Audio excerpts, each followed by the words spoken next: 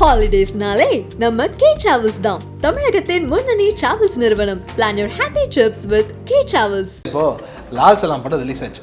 நிறைய பேர் என்ன சொன்னாங்க அப்படின்னா இந்த கதாபாத்திரம் வந்துட்டு ஹாஜி மஸ்தானுடைய கதாபாத்திரம் அப்படின்னு. யார் சார் ஹாஜி மஸ்தான்னா? யார் சார்? பாம்பேல கடலூரிலிருந்து பிழைக்க போன ஒரு சாதாரண கூலி. எல்லாம் அடி வாங்கிட்டு போயிட்டு இருந்தா அவ்வளோ நாள். மஸ்தா மட்டும் தட்டி கேட்குறாயா, ஒருத்தனை அடிச்சு விட்டாயா, ஒருத்தனை வெட்டிட்டான், ஒருத்தனை குத்திட்டான் மஸ்தான். நியாயத்துக்காக தொழிலாளிகளுக்கு ஆதரவாக இந்த செய்தி மஸ்தானை ஒரு தலைவனாக மாற்றி. இந்த 3 கிலோ தங்கம் காசாக மாற்றப்படுகிறது. இந்த தங்கம் 3 கிலோ தங்கம் 30 கிலோ தங்கமாக மாறுகிறது. இதுதான் கடத்தலில் மஸ்தான் கால் வைத்த கதை. கடத்தலில் கால் வச்சிட்டாரு. அப்போ அந்த காலகட்டத்தில் வரதராஜ முதலியார் இந்த கடத்தல் பண்ணிட்டு இருக்காரு. அந்த நாயகன் படத்தில் ஆமாம். தலைமறைவாக சென்னையில் செட்டில் ஆயிட்டார். யார்? வர்தாப். அவருடைய மரணம் சென்னையில் நடந்தது. அதான் பெரிய வேதனை. ஹாஜி மஸ்தான் துடிச்சு போயிட்டார். ஏன்? பம்பாயை கட்டியாண்ட ஒருவன் அனாதையா சென்னையில் புதைக்கப்படக்கூடாது. தனி விமானம், சார்ட்டர் ஃப்ளைட், அவ்வளவு செலவு பண்ணி தனி விமானத்தில் பம்பாய் கொண்டு வரப்பட்டார். மஸ்தானோ ஹாஜி மஸ்தானோ வரதாபாயும் ஏன் இந்த கடத்தல் தொழிலிருந்து சட்டபூர்வமான தொழிலுக்கு வரக்கூடாது? இது அவர்களுக்கு ஒரு வாய்ப்பை அந்த ஜூலியரி போலீஸ் கமிஷனர் தான் ஒரு வாய்ப்பை கொடுக்குறாரு.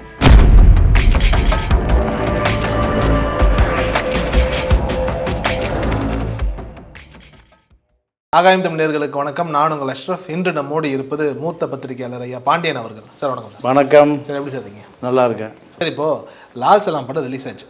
அந்த படத்துலேயும் ஒரு ட்ரெய்லர் ஒன்று, ஒரு சின்ன ஒரு வார்த்தை ஒன்று வரும். பாம்பேயில் ஒரு யார் தெரியுமா அப்படிங்கிற மாதிரி சொல்லும்போது நிறைய பேர் என்ன சொன்னாங்க அப்படின்னா இந்த கதாபாத்திரம் ஹாஜி மஸ்தானுடைய கதாபாத்திரம் அப்படின்னு.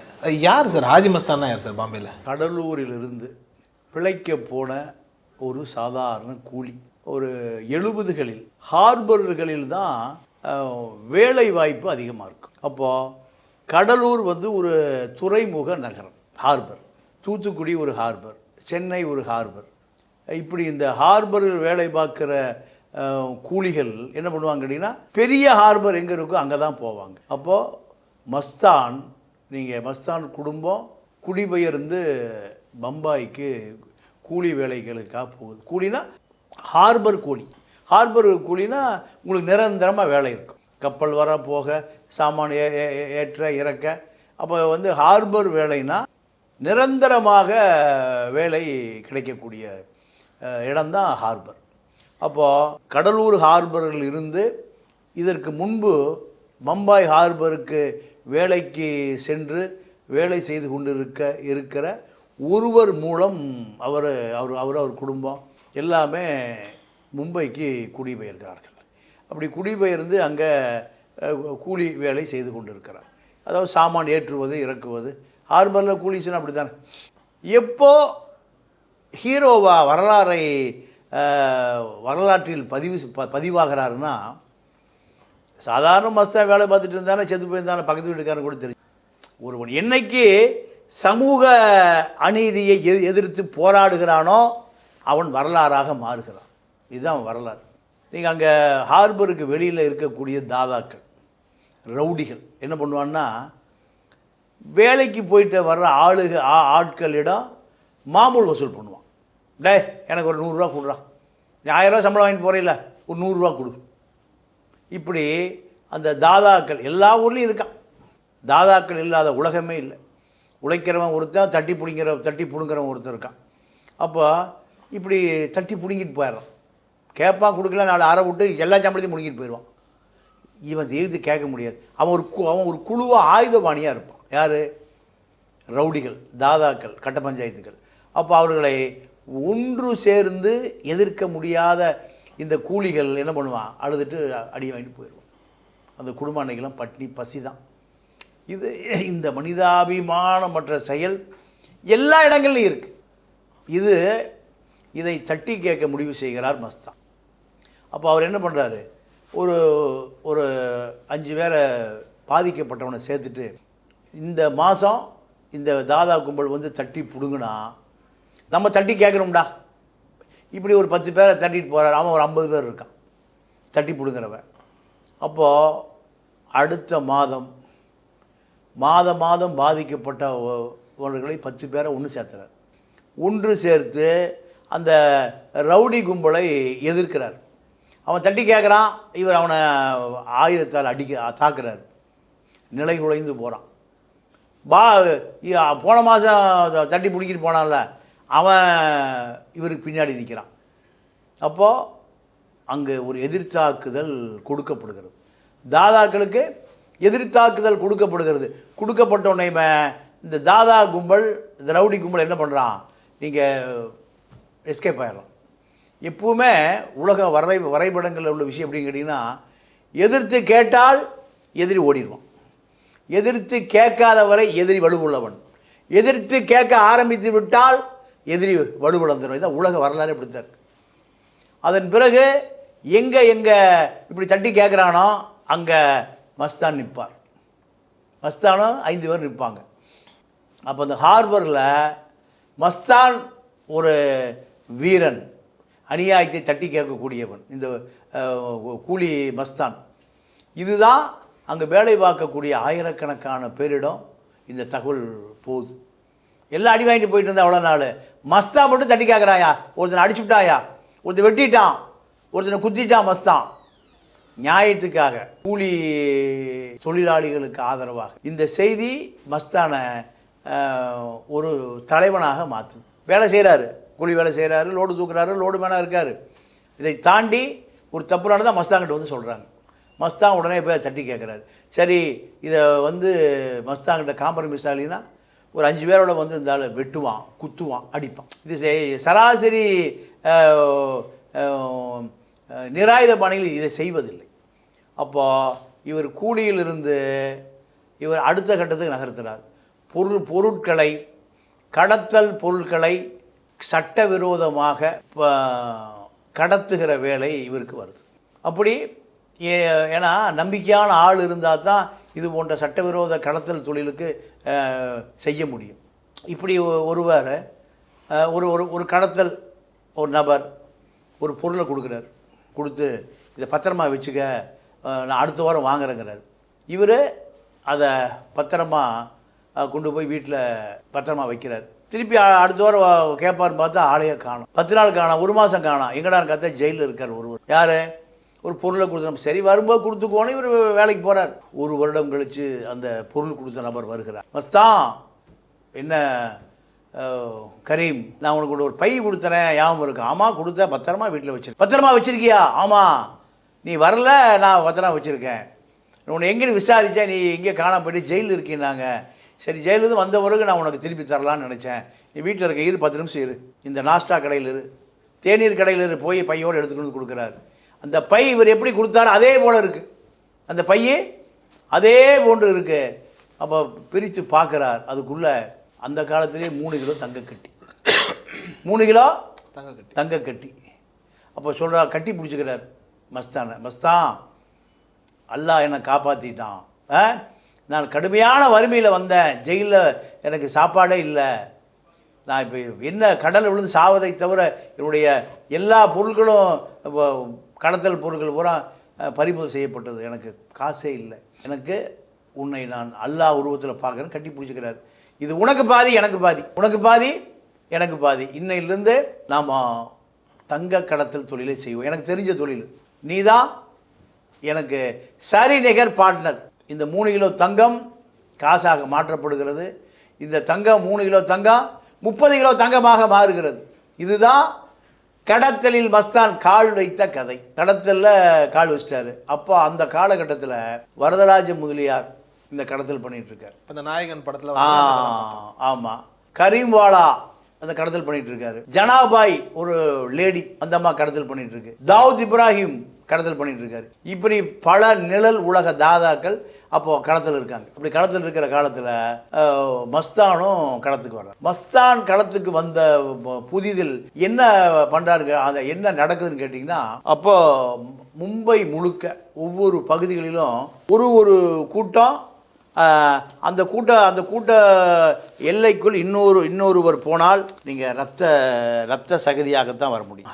கரீம்லாலா, வர்தாபாய், ரெட்டி குரூப்ஸ்னு ஒரு குரூப்ஸும் களத்தில் இருக்காங்க. இவர்களுக்கு யாருக்கும் கட்டுப்படாத குரூப் ரெட்டி பிரதர்ஸ். அப்போ நாயகன்ல கூட அந்த கதாபாத்திரம் வரும். ஆமாம். அப்போ ஹாஜி மஸ்தான் நீங்கள் கூலியாக இருந்த பொழுது 8 பாஷை கற்றுக்கிறார். தமிழ், தெலுங்கு, கன்னடம், மலையாளம், உருது,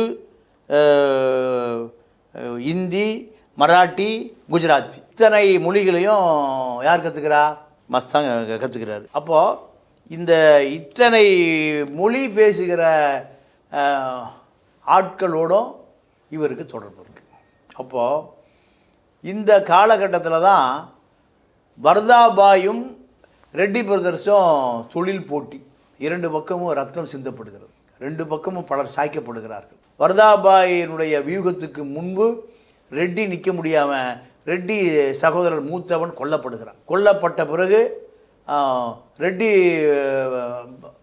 பிரதர்ஸு நீங்கள் மீண்டும் வர்தாபாய் கும்பலிடம் மோதுவதற்கு தயார் செய்கிற பொழுது உள்ள மஸ்தான் போகிறார்.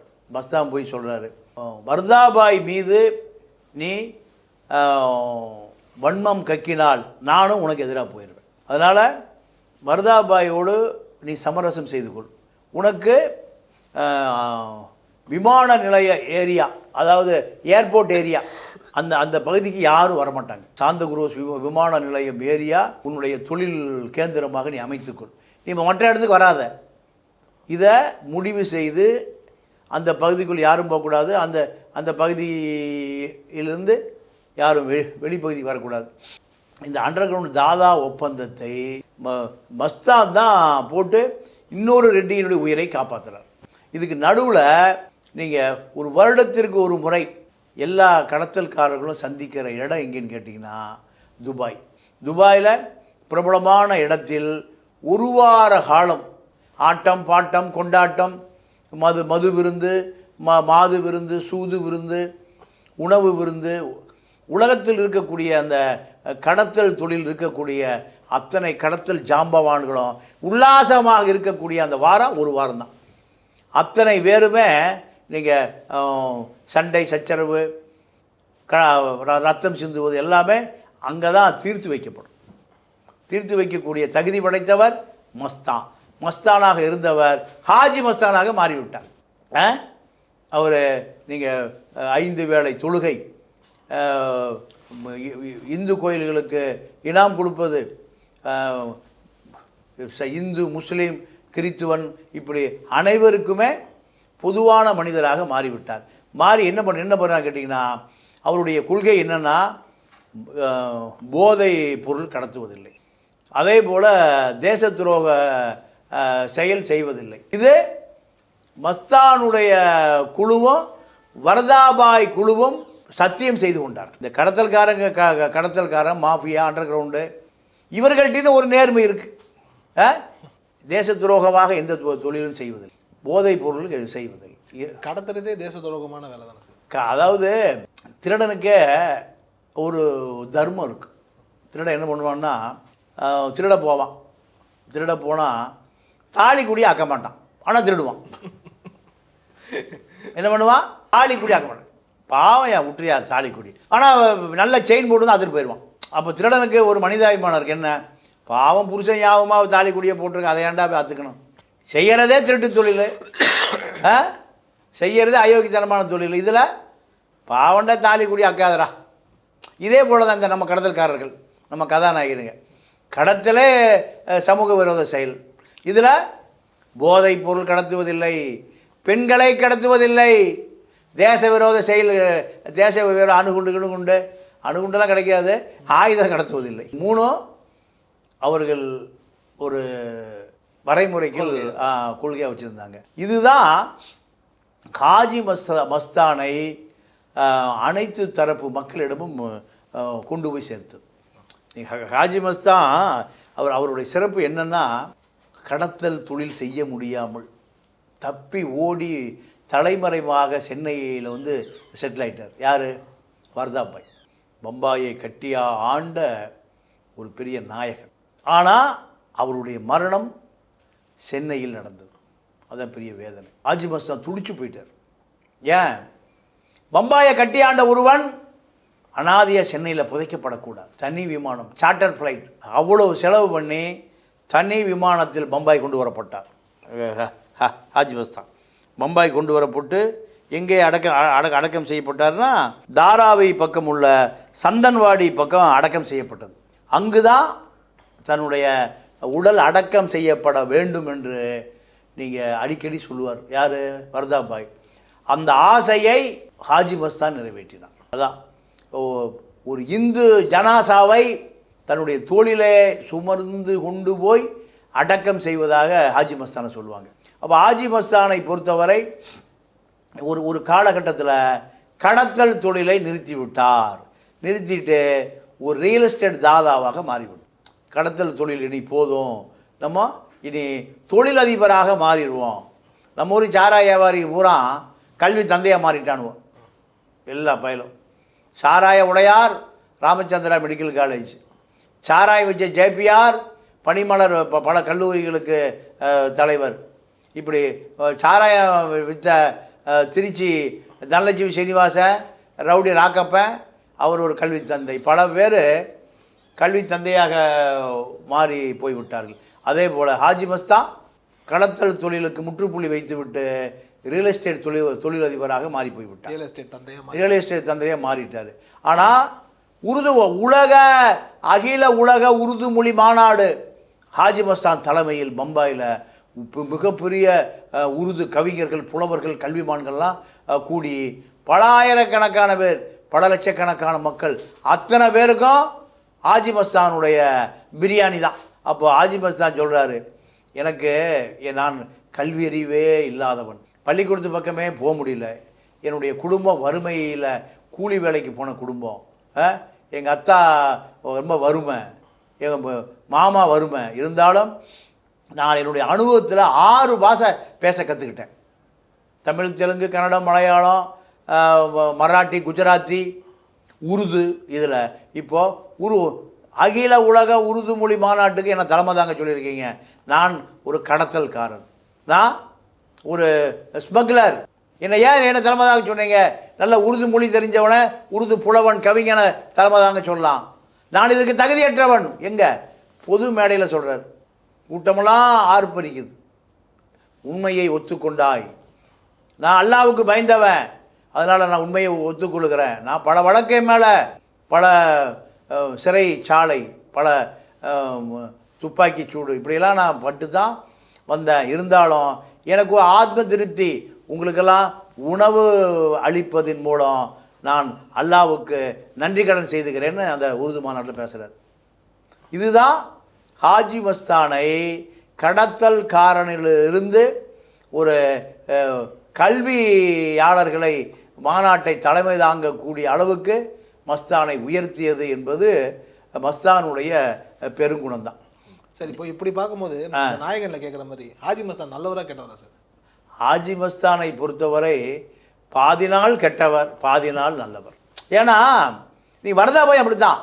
நீங்கள் எப்பவுமே இந்த கெட்டவர்கள் பணம், காசு, சொத்து, சுகம், தங்கம், வைரம், வைடூரியம் எல்லாம் பார்த்து சலிச்சு போய் எப்போ மாறுவான்?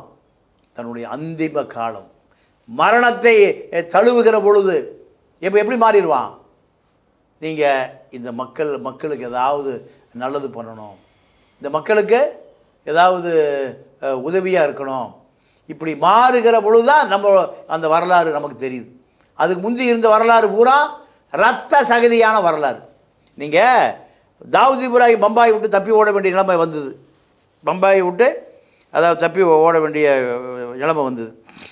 அதாவது தமிழ் பேரவை எலெக்ஷன் நடக்கிற பொழுது வர்தாபாயும் ஹாஜி மஸ்தானும் தான் அந்த பேரவையில் தலைவர் செயலாளர் யாருன்னு முடிவு பண்ணுவாங்களாம்.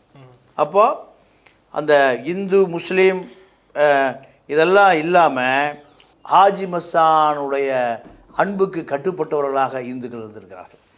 அதே போல் ஹாஜி மஸ்தானை பொறுத்த வரைக்கும் அதாவது முழுக்க இந்து பண்டிகை வந்தால் அதில் இந்து முஸ்லீம் கலவரம் வர வந்துவிடக்கூடாது. பம்பாயில் எப்பவுமே ஹாஜி மஸ்தான் வர்தாபாயை முன்னிலைப்படுத்துவார்.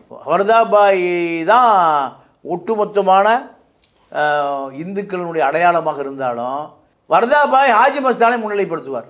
ஹாஜி மஸ்தானோ வர்தாபாயும் இல்லாமல் பம்பாயை நீங்கள் கட்டி ஆளவே முடியாது. பம்பாயில் பல தாதாக்கள், அதாவது கரீம்லாலா, ஜனாபாய், தாவூத் இப்ராஹிம், ரெட்டி பிரதர்ஸ், இப்படி பல பேர் இருந்திருக்கிறாங்க. கூலி டாக்குன்னு சொல்லுவாங்களாம், கூலி டாக். அதே போல் மட்கான சூதாட்டத்துக்கு பேர் இந்தியில் மட்கா.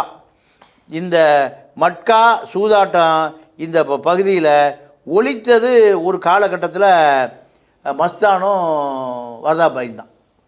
இவர்கள் பூரா எப்போ மாறுறாங்கன்னா கல்வி, மருத்துவம், அறக்கட்டளை. எப்போ நீங்கள் இந்த கடத்தலெல்லாம் செய்து பல கோடி ரூபா பணம் வந்துருச்சு, இனி கடத்தல் பண்ண வேண்டிய தேவையில்லை, கடத்தலுக்காக மோதிக்கொள்ள வேண்டிய தேவையில்லை, ரத்தம் சிந்த வேண்டிய தேவையில்லை. அப்போ தான் இவர்கள் பூராமே கல்வி தந்தைகளாகவும் மருத்துவ அறக்கட்டளை தந்தைகளாகவும் மாறுறாங்க. இதில் இன்னொரு விஷயம் என்னென்னா, ஜூலியோ ரிஃபேரோ ஒரு கமிஷனர் வர்றார். அந்த கமிஷனர் வந்த பிறகு தான் அந்த கமிஷனர் இந்த கூட்டணியில் சேர்ந்துக்கிறார். என்ன கூட்டணி? கடத்தல் கூட்டணி இல்லை, திருந்துகிற கூட்டணி. அவர் சொல்கிறாரு, நீங்கள் இத்தனை ஆண்டு காலம், அவர் பம்பாய் வரலாற்றில் அவர் மிகப்பெரிய மனிதர், இதுவரை நீங்கள் செஞ்சது கடத்தல் தொழில், இனிமேல் கடத்தல் தொழிலை கைவிட்டு விட்டு கல்வி, மருத்துவம் போன்ற அறக்கட்டளை நிகழ்ச்சிகளில் நீங்கள் தலையிடணும். என்ன காரணம்னா, வர்தாபாயை கைது பண்ணுறதுக்கு ஒரு பெரிய முயற்சி நடக்குது. அதில் காவல்துறை முழுமையாக கட்டவிழ்த்து விடப்படுகிறது. அப்படி கட்டவிழ்த்து விடுகிற பொழுது வர்தாபாயை கைது பண்ணக்கூடியாதுன்னு பல பேர் தீக்குளிச்சு சாகும். அது அந்த ஜூலியோ ரிஃபேராவை ரொம்ப யோசிக்க வைக்கும். அப்போ ஏன் இவர்களை திருத்தக்கூடாது? ஹாஜி மஸ்தானோ வர்தாபாயும் ஏன் இந்த கடத்தல் தொழிலிருந்து சட்டபூர்வமான தொழிலுக்கு வரக்கூடாது? இது அவர்களுக்கு ஒரு வாய்ப்பை அந்த ஜூலியோ ரிஃபேரோ போலீஸ் கமிஷனர் தான் ஒரு வாய்ப்பை கொடுக்குறார். வாய்ப்பை கொடுக்குற பொழுது அவங்க ரெண்டு பேரும் சொல்கிறாங்க, நீங்கள் வருவதற்கு முன்பே நாங்கள் கடத்தல் தொழிலை விட்டுட்டு நாங்கள் சமூக சேவர்களாக மாறிட்டோம். இதை விட பெரிய விஷயம் என்னென்னா, காவல்துறை அதிகாரிகளே அரசியல்வாதிகளால் பாதிக்கப்படுகிற போது அவங்க வந்து விழுகிற இடம் மஸ்தான்கிட்ட, இல்லைன்னா வர்தாபாய் தான். ஹாஜி மஸ்தானி வர்தாபாயை பிரித்து பார்க்க முடியாது. ஒரு காவல்துறை அதிகாரியினுடைய மகளை ஒரு சட்டமன்ற உறுப்பினர் எம்எல்ஏ மகன் கெடுத்துட்டு நீங்கள் கொன்னறான். இது சட்டம் ஒன்றும் செய்ய முடியல. பஞ்சாயத்து வர்தாபாய்ட்டு வருது. வர்தாபாய் என்ன பண்ணார்னா, அந்த குடியவனை நீங்கள் சட்டத்தை கையில் எடுத்து கையை காலு தலை வெட்டி திசைக்கொண்டே வீசிட்டார். இதெல்லாம் வர்தாபாய் வாழ்ந்த காலத்தில். வர்தாபாய் மஸ்தான் கூட்டணி பம்பாயை கட்டியாண்டதுக்கு காரணம் காவல்துறை அதிகாரிகளே உதவி, கஸ்டம்ஸ் அதிகாரிகளே உதவி.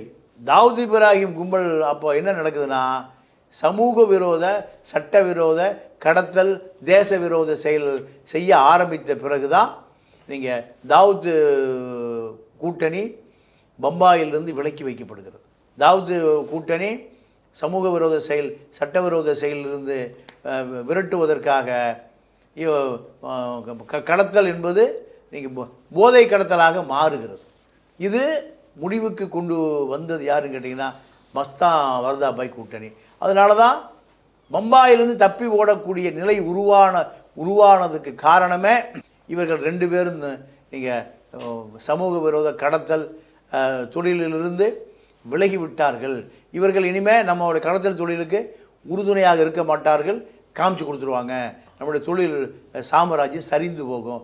இதுதான் தாவூத் இப்ராஹிமை கடத்தல் தொழிலிருந்து தேச விரோத செயலுக்கு திருப்பி. சார் உண்மையிலே ரொம்ப நன்றி சார், உங்கள் நேரத்துக்கும் உங்கள் தகவலுக்கும். எனக்கு அப்படியே வந்துட்டு நாயகன் படத்தையே பார்த்த மாதிரி இருந்தது சார். ரொம்ப நன்றி சார். நன்றி, வணக்கம். ஹாலிடேஸ்னாலே நம்ம கே டிராவல்ஸ் தான் தமிழகத்தின் முன்னணி டிராவல்ஸ் நிறுவனம். Plan your happy trips with K Travels.